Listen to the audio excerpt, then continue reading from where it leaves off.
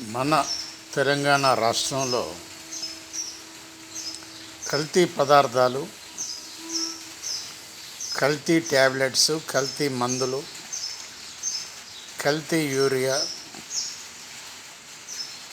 Total కల్తీనే.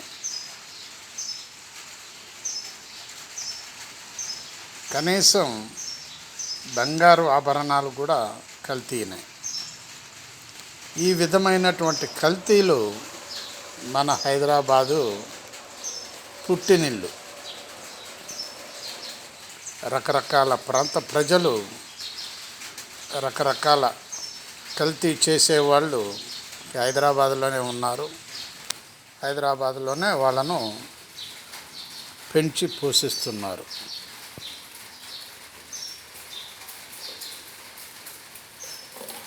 ఈ యొక్క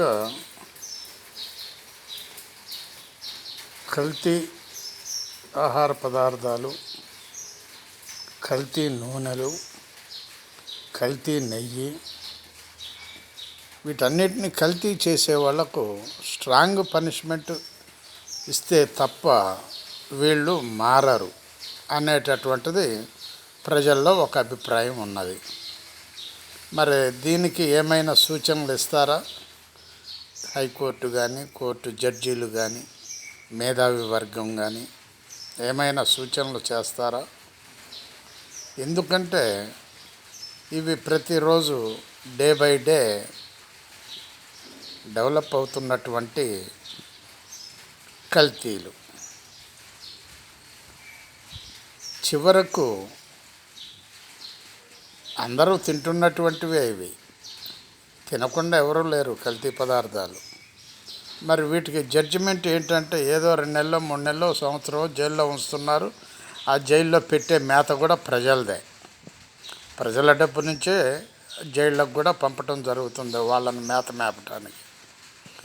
కారణం ఏంటంటే మనం మానవులం కాబట్టి ఇవన్నీ చూడవలసి వస్తుంది.